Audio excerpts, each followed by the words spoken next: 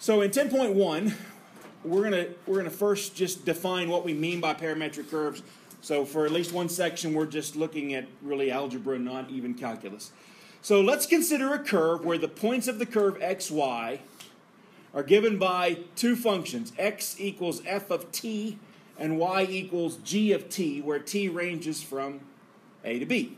In this case, we're going to call t a parameter. It's where we get the word parametric curve. So when we think of the parameter in this thing, it's easiest for me to think of it as time. So t stands for time. As time goes by, when I plug in a different time, I'm at a different location, at different coordinates x and y. So I'll have a formula here and I'll have a formula here. I just got to plug in what t is and I'll know where I am at a given time t. So as t goes from smaller to larger values, as t evolves over time, then we can represent or can think of this curve as representing the position of some particle as it moves throughout the plane. The first and easiest way to graph this would be the same way that you would graph a function in algebra, is to use a value table. But we don't call them t-charts anymore because there actually are three variables. There's a t as an input, there's an x, and there's a y. Okay, I want to know for different values of t, what happens to x and y. And they go ahead and tell us here that t is going to go from -2 to +4. So now, we think of these as continuous functions, so I actually need, if I want to think of this as a continuous curve, I'm thinking of all the possible values from 2 to 4, -2 to 4. But for the purposes of just graphing by plugging into a table by hand, I'm going to do nice integer values, 0, 1, 2, 3, to see if I can't get an idea of what this curve looks like. So take the -2 and plug it into the x function. -2 squared minus 2 times a -2.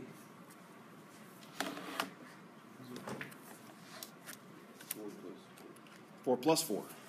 Minus a minus. So I get 8. And if I plug in -2 in for y, -1. So like I said, we're never going to graph t. We're just saying at time t equals -2, we are at the location on the xy plane 8, -1. Let's just go ahead and fill in this table the rest of the way. If I do -1 in up here, that's 1 minus a minus 2. 1 plus 2 is 3. And then -1 plus 1 is 0. Plugging in 0, I get 0, 1. Plugging in 1, I get 1 minus 2, which is -1, and 2. Plugging in 2, I get 4 minus 2.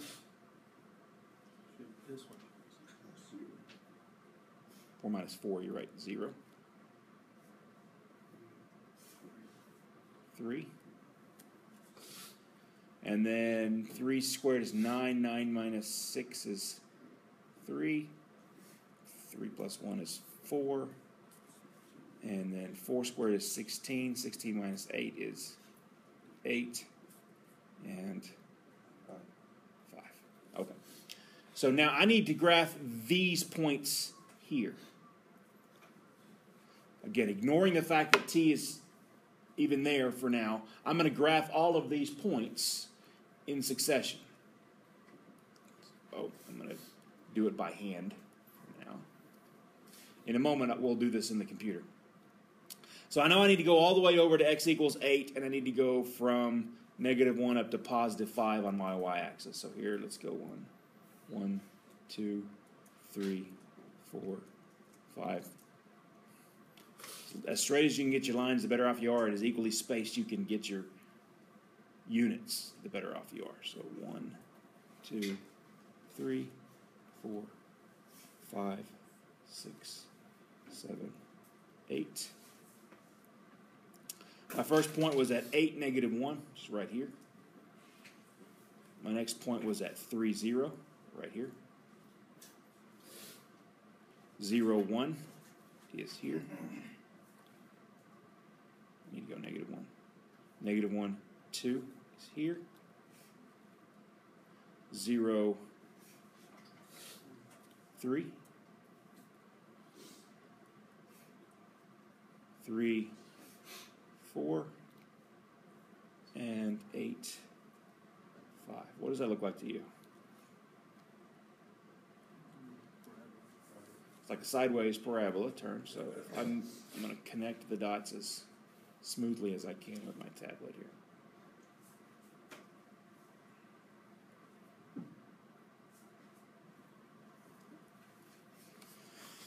Okay, and I'm just going to start and end these. This is actually, since it's the value that goes along with t equals -2, this is the starting point.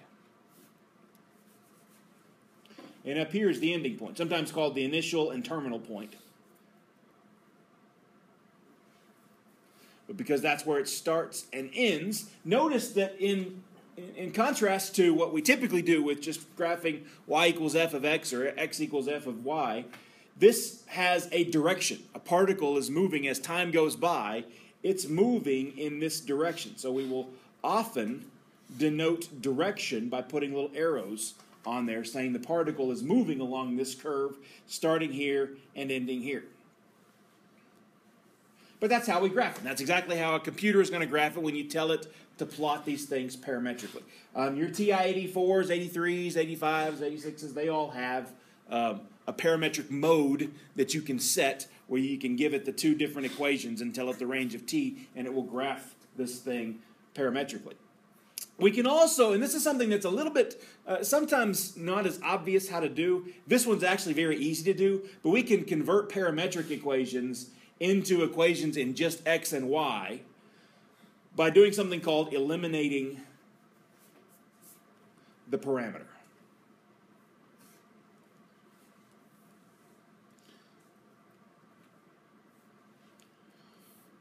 So if you were to ask to graph these things by hand, sometimes you can, you may not graph all of the points like in your homework. It may ask you to choose from several graphs which one represents the graph. If you just pick a handful of points to make sure, to confirm where they show up, you're just plugging in different values of t into here and making sure that those x and y's turn out to be on the curve.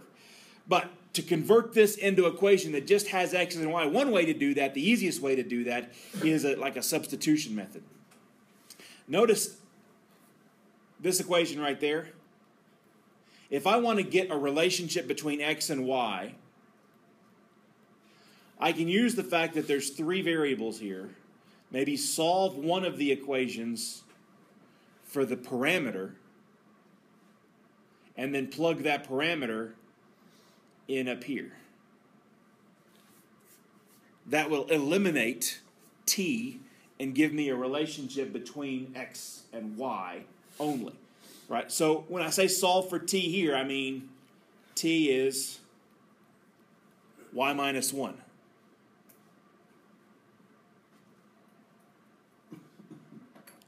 Then we use the fact that x is t squared minus 2t. So how does x depend on y? Y minus 1 squared minus 2 times y minus 1. If we simplify the right-hand side, we get y squared minus 2y plus 1 minus 2y plus 2. I just FOILed the square. So now I have an equation, x is equal to y squared minus 4y plus 3. So this curve, x as a function of y, is this parabola. But so is this parametric curve. Okay? Now, the one thing I like better about parametric curves is that you can incorporate direction, the motion of this particle over time. Whereas this doesn't say anything about how the particle is moving. It's just a curve, static. The set of all points that satisfy that is this parabola. But it's sometimes useful to be able to identify what the equation is if it was just in x and y. And that's how we do that. So that's one way to do that. Let's look at another parametric equation. X equals cosine t, y equals sine t, as t goes from 0 to 2 pi. Let's graph this. in much the same way that we just graphed the previous one. So let's take some t values. Let's plug into the x, and let's plug into the y. I'm actually going to graph as I go this time. So let's go ahead and come over here and graph my coordinate system. This is my x-axis. This is my y-axis.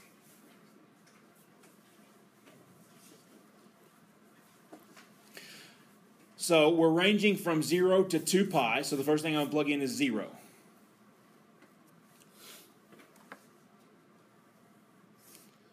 So where does my curve start? Where's my starting point?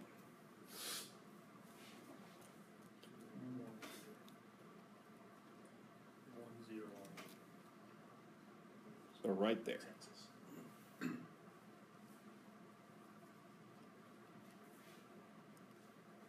All right, what's the next value you want to plug in?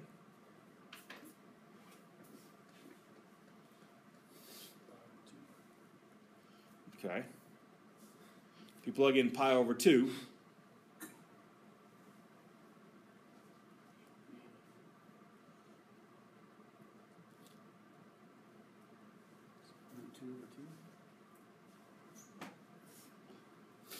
cosine of pi over 2 is the 90-degree angle. I'm thinking pi over 4. Okay, you want to do pi over 4? Stick that in there. Square root of 2 over 2, and square root of 2 over 2. Pi over 4 gives me a square root of 2, which is like 0.7, and a 0.7, which is somewhere about right there. What's pi over 2 give me? 0 and 1, which gets me up here. And the reason we're choosing these numbers instead of 0, 1, 2, 3, you can use those. You just have to plug them into your calculator and get what the decimal number is and find where that point is. But we're breaking up the interval 0 to 2 pi in a natural way. Pi over 4, pi over 2. The next one would be 3 pi over 4.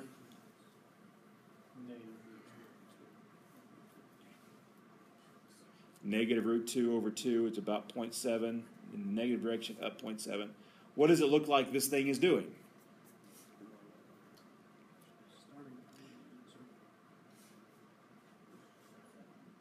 It's the unit circle, isn't it?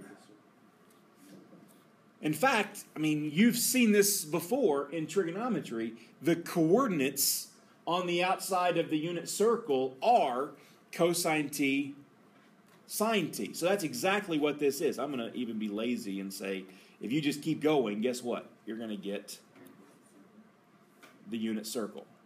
And it's going to keep tracing back out until it gets to 2 pi. And it's just going to keep going around. If I had said, by the way, 0 to pi, I would have done just half the circle and stopped. So notice how far you go depends on the range of your t. If I had said 0 to 4 pi, it would be still look just like this, except the particle actually moves around the circle 2 times. It's twice.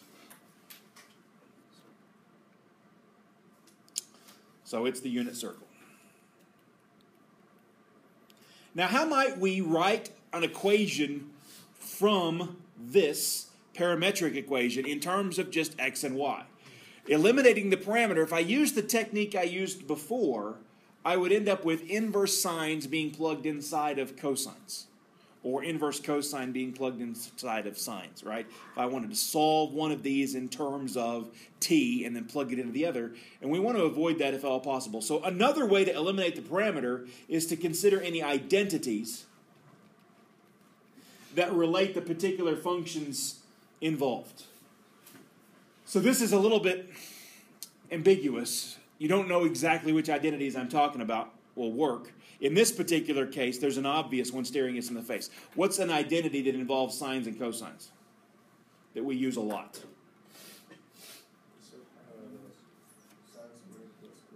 Sine squared of x plus, or I'm going to use t since that's the variable involved here, plus cosine squared of t is equal to 1.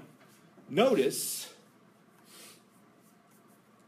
that this right here then is y squared. This one is x squared plus equals 1. In other words, we recognize this equation, x squared plus y squared equals 1. All I did was I found an identity that involves these trig functions. Then I replaced the appropriate trig function with what it represented in terms of x and y. And now I've got an equation that's true that relates x and y with no t's involved. Okay? That's not always immediately obvious which identity, but you try any identities that you can think of that might work. Pull them off your reference sheet if you need to. Okay.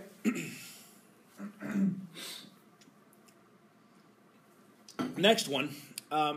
Actually, this is a repeat of the other one. And after looking at this for a second, I think you'll recognize why. If I were to graph this thing the same way, it looks different because it's got 2's in here, right? Cosine of 2t, sine of 2t. We want to know what does the particle do as time goes by. If I were to plug in values for t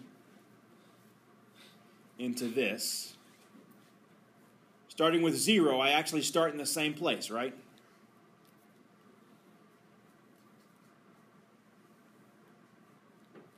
There's my starting point. I'm just plugging in 1 in here, cosine of, I'm plugging in 0 there. Cosine of 0 is 1, sine of 0 is 1. So cosine of 2 times 0 is still cosine of 0. Now if I plug in pi over 4, which was the next one I plugged in up there, that's cosine of 2 times pi over 4, right? Which is cosine of pi over 2, which is my 90-degree angle now. Cosine of pi over 2 is 0. I'm all the way up here. This was at t equals 0. This up here is now at t equal pi over 4. Notice I've gotten to this point faster than I did on the previous curve, but I still got to the same point. In fact, if I had inserted inside here maybe a pi over 8, I would get my root 2 over 2 and my root 2 over 2. I'd get my 1 here. Right? That happened at t is equal to pi over 8 now. Notice how I'm going through all of the exact same points with this parametric curve. If I did 3 pi over 8, I'm going to get negative root 2 over 2 and root 2 over 2. And then when I get to pi over 2, I'm at negative 1, 0. It's a horrible circle, I know, but I blame the technology. If I were drawing on the screen, it would be better on the board. Probably not, actually. I'll give myself too much credit. Okay, so this is at pi over 2. So by the time we get to pi, I'm going to be back where I started, aren't I? Moving around this circle. And what was my range for t? 0 to 2 pi. So what does this particle do? He goes around once and then goes around. I'm going to put a dotted line here to indicate that he goes around twice. There's really no good way to indicate that on a static picture of the graph. So it's going to be useful if we can incorporate some technology to graph these and maybe animate the graph so we see it evolve over time where the particle is. By the end of the day, you'll be able to do that. All right. By the way, one last parametric equation I want to give you before we start plugging things into technology and exploring what we learn. Let's say we want to do, these were both circles that were unit circles centered at the origin. If I wanted to change the radius of, say, I'll go back up here. If I wanted to change the radius of this, that is how big the circle was, but still centered at the origin, all I'd have to do is multiply cosine and sine by an r.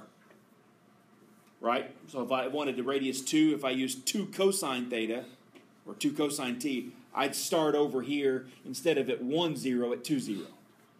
If I do 3 cosine t, it would be at 3. So all I've got to do to get a larger circle is put an r out in front of cosine and sine. And then if I want to move this thing to a different location, all I have to do is add a number to the x, how far I want to move the circle in the x direction, and if I want to move it in the y direction, add a value to the y. So the parametric equation for a circle is actually pretty easy. You take where you want it centered at the x direction plus r cosine of t, and then for y you take where you want it centered in the y direction plus r sine of t, and that will get you a circle at h comma k, radius r. Traveling in the same direction, by the way, as our previous example, going counterclockwise. In a moment, we'll play with parameters to see how we can affect the change. So at this point, what I want you to do, I'm going to drop out of mirroring, and I want you to open up your browser first. I want to take you to WolframAlpha. I'm going to show with you just real quick how you can look at the shape of the graph, but then we'll see its limitations pretty quickly. And then we're going to open up Maple. So if you want to get both of them loading, you can do that. We're going to open up a browser, and then we're going to open up Maple. So I'm going to open up my Firefox browser. Not that it makes a difference. I just prefer it. And I'm also going to get Maple 2015 loading. In your browser, go to WolframAlpha.com.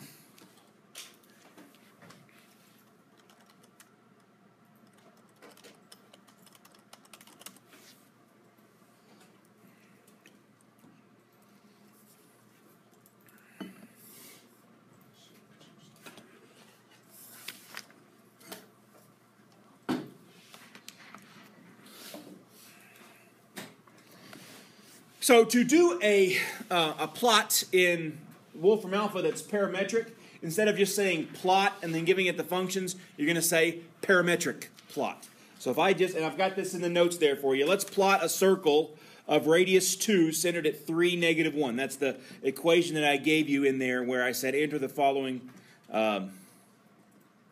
example. Parametric plot. And then I do parentheses 3 plus 2 cosine of t, comma, negative 1 plus, and I should have had a 2 in there. I meant 2 sine of t. So on your notes there, make sure that you fix this and put a 2 right here.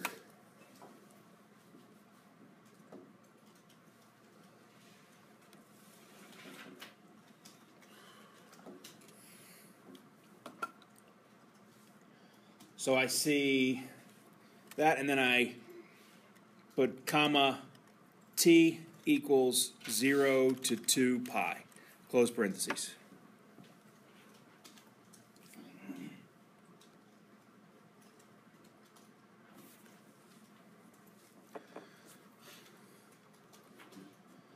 All right, so there's what the graph looks like. Now, to me, one of the flaws of this particular implementation is I don't know what direction I travel in. I don't know where my starting point is. I don't know where my ending point is by looking at this picture. And there's nothing built in that lets me do anything with that other than for me to plug in some specific values, maybe plug in 0 into these two equations and see where I would start. I actually start over here at 5, negative 1. And then plug in maybe some different values to see that I move counterclockwise, or just from looking at the previous examples, you see that's what's happening. But you can't tell that by looking at this picture. So that's where we're going to go to a better tool, a more robust tool for doing this, and that's Maple. So open up either a new document or a worksheet. I prefer worksheets. I'm going to blow this up a little bit larger so you can see this. So the first command I'm going to show you is how to just plot a parametric curve. So this is where I say enter the following command at the prompt. If you just type in plot You don't have to actually type in this little greater than symbol is the command prompt in a worksheet. If you open a document, you don't see that there, but it's just, you're thinking of this as I'm issuing commands at the prompt. Type in plot there, open parentheses, and the way Maple works is, you know, you have commands and you pass it arguments inside of the parentheses. Now plot, you normally will plot just a function of x, and then you'll say comma x equals number dot dot number. That's how you get Maple to plot a curve for you. But to do parametric curves, you put the parametric object in brackets. So you open bracket and type in 3 plus 2 times cosine of t. And do go ahead and put the times in here just to get in the practice of doing so. That times is shift 8, the asterisk, comma, -1 plus 2 times sine, parentheses, t, close parentheses, comma, and then give t a range, 0, dot, dot, 2 times, and type in pi, but make sure it's capitalized, because Maple only knows what pi is, the constant, when you capitalize it.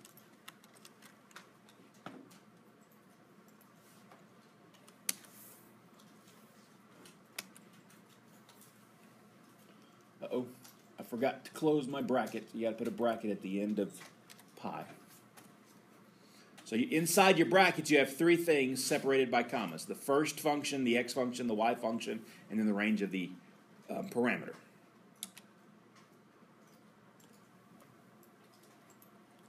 And if you do that right, you get the same thing that WolframAlpha gave you, except it's red instead of blue. I would not consider that necessarily an improvement.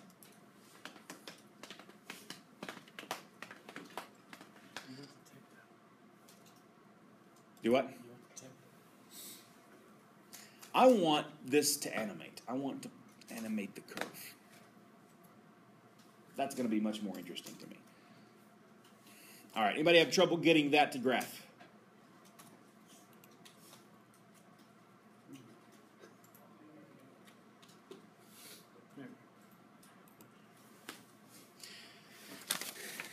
And this is straight off your notes, too. I mean, if you're trying to figure out what to type in, you can type in exactly what's under enter the following command prompt. You got to type exactly what I've got there.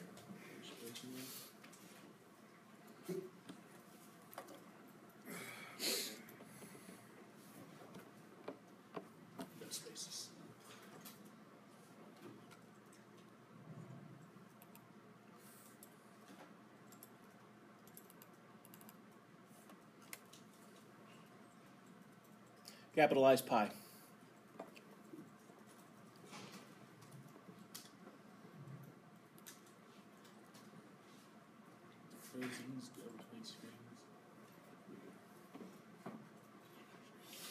opened up Maple 15 or 2015. It didn't work, so I went to Maple 18. That's they're equivalent for the stuff we're doing in here. It doesn't matter which one you use. I don't know why the yellow is not working. Okay. It didn't even look the same as that. All right. Now, another thing that Maple has available to it is a whole set of library tools that aren't loaded by default because it's got a lot of different functionality to do a lot of things more than we use it for. But that animation thing that I want to plug in is part of what's called the plots library. So if you want to animate a curve in Maple, and by the way, Maple's installed in this lab, Maple's installed on all the computers in the library. So if you want to use it to be able to do your homework, just come into this lab or go into the library to work on your work. Any of those computers will have Maple installed. If I type with plots, close parentheses, and then I put a colon after the end, the colon, by the way, suppresses the output. It just would tell me all the functions that it loaded into memory. This is a way of telling Maple to load a whole set of new commands specific to the plot library. Now, instead of plot, I'm going to animate the curve. There's a function called Animate Curve, and I'm going to pass it exactly the same thing So if you were able to get this to graph up here, you could just highlight the thing in the brackets, copy that by doing Control-C, and then come down here and do Control-V. Or you can just retype it in again.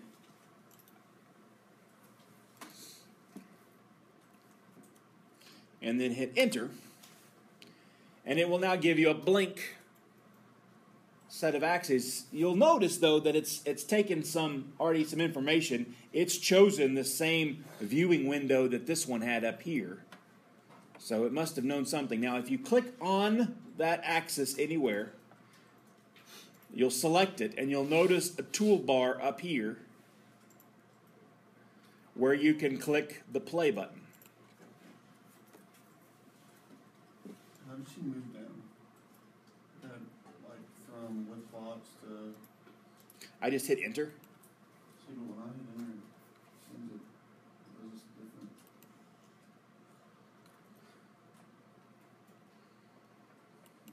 Yeah, you just didn't put the colon at the end. It's okay. Oh, okay. Nothing bad happened. It's just telling you what the library commands are that it loaded. But if you put a colon, not a semicolon, that's how you suppress output. Don't worry about it. Leave it on the screen. Now type Animate Curve, and then copy and paste that from above. Open parentheses? Yes. Okay. Just like that.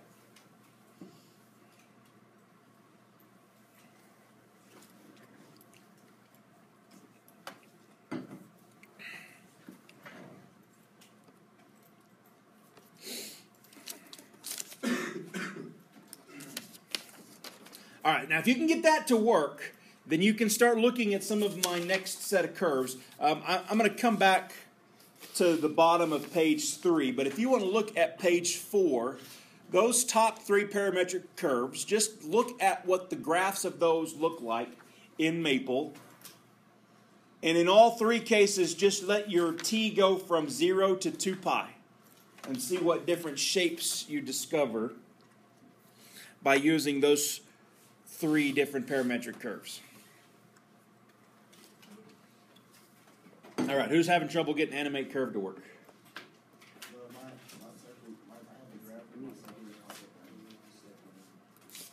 All right, let's look at Jeff's.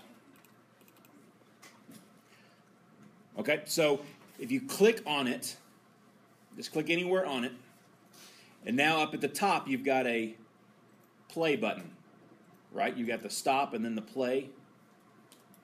You see what I'm talking about? Yeah. If you click that little triangle that's the play button, it'll draw it out for you. I'm also having trouble.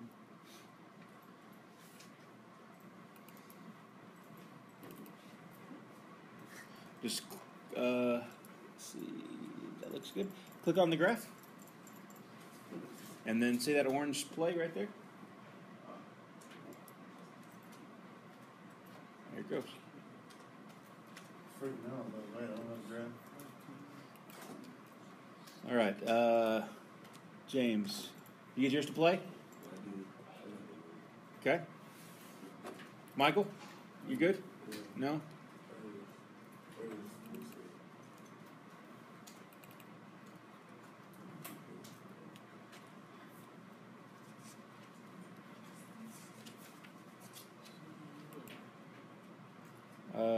Let's see. I'm gonna.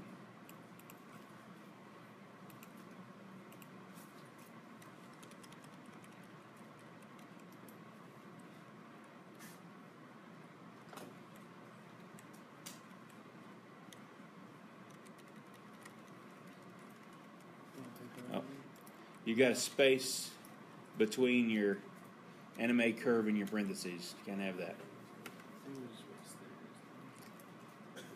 I'm going to give you back control. Hold on. Now hit Enter.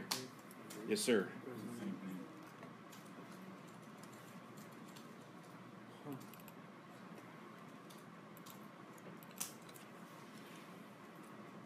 Hang on 1 second. Maybe Keyshawn. afterwards. Animate Curve.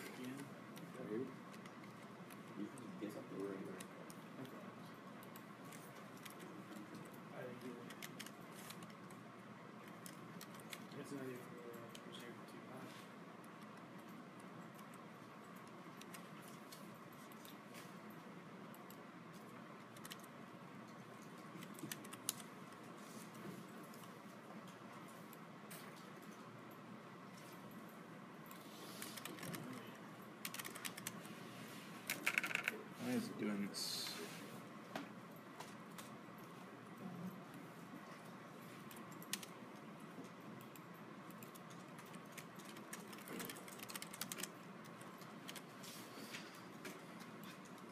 I don't know what it did. I'm just repeating the process to get it in there again.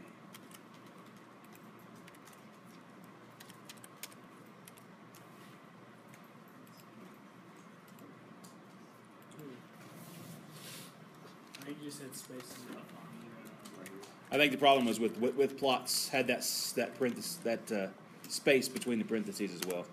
That was all it was.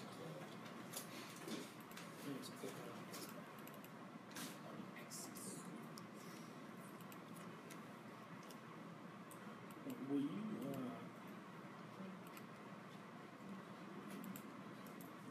plot the first one or someplace before? You had a space in there. You can have space between a command and a parenthesis. There it goes. Which one? The first curve. You want me to plot it on there? Yeah. See what I get? I mean, you can go to mine and just check it because I'm not going to. Animate curve, bracket, that's t plus sine of 5t, comma, t plus sine of 6t. T goes from 0 to 2 pi, bracket. And play. So that's some whack crazy curve, but there he goes. That's what I got for the first one. By the way, there are a couple of additional commands I might have you just jot down real quick on your notes. Here on plotting parametric equations in Maple, additional arguments. And what I mean by arguments is you can put inside here or inside here. Okay. In fact, I'm going to give you the first one you can put on either one of these. And what you do is you put a comma, and then you write num for number, points, all one word, and you put a number in there. Num points just tells how many t values am I going to plug in to create this graph. So just like you did whenever you graphed with a value table, you plugged in several points in there and then connected them with lines. That's all Maple is doing. Now sometimes Maple might want to put even more points in there to get a nice smooth curve. So here's what I mean by that. And none of the ones that we've done so far really need it. But if I go back to Maple, and after that bracket is closed, I put comma, num points equals, and then I give it a number like 100. It's going to use 100 points. The default, by the way, is 25. Now, all that means is how many points is it going to draw to connect with this, to make this curve. The more you use, the smoother the drawing is. For example, if I say num points equals 10, notice what this graph looks like when I press play. Oh, hold on. Actually, let me go up here to this one. Let's do, this will illustrate it better. Num points equal, I don't know, 5.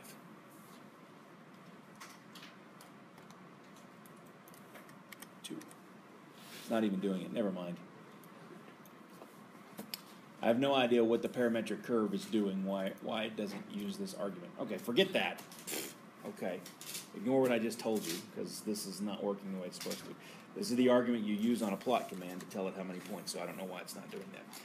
But the other one is more important to me, and it's frames.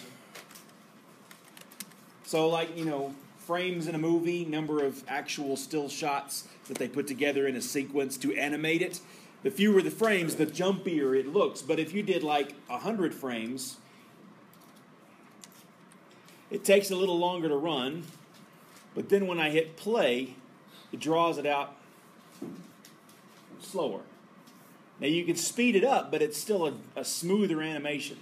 If I gave it 30 frames per second, which is what TV typically is, then you got a fairly... Oh, it didn't do it.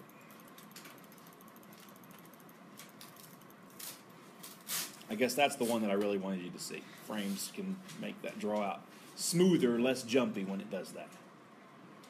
So I'm going to go back to the notes. I'm going to say you can insert in here, comma, frames equals some number to give it a smoother draw. Then when you're in here, you can speed up and slow it down with this little toolbar that's up here. Whenever you have selected your graph, notice there's an FPS argument up here. You can change that, and that's how many frames per second. All right, let's do the next one. Animate curve, sine, bracket, sine of 9t, comma, sine of 10t. T equals 0 to 2 times pi.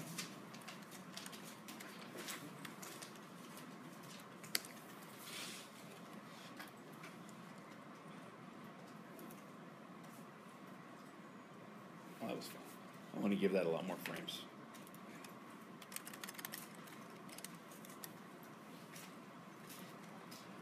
Let's speed it up a little bit.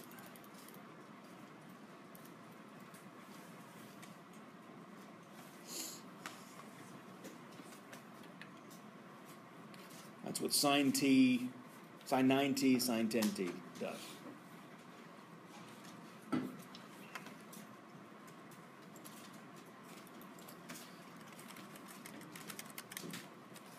going to do the last one, 2.3 cosine of 10t plus cosine 23t, comma, 2.3 sine of 10t minus sine of 23t. Those are comma t equals 0 to 2 times pi.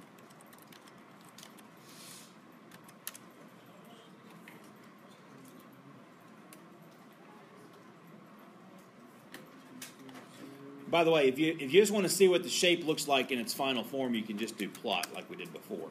There's the shape of that curve. But I sure do like Animate Curve better.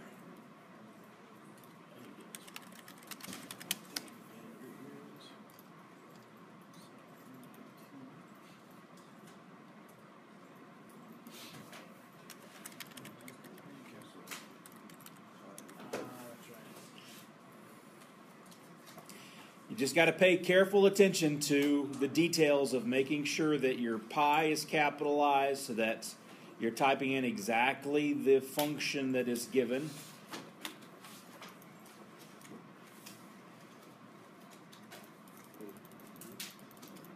All right, we're going to explore more of these at our 11 o'clock hour today. We'll talk a little bit about another homework assignment I've got in there for you. So in our 11 o'clock hour today, we're going to come back. First thing I want you to do, load up Maple when you get here, and also load up your web assign, because I've got a homework assignment that we're going to do in class together at 11. Okay?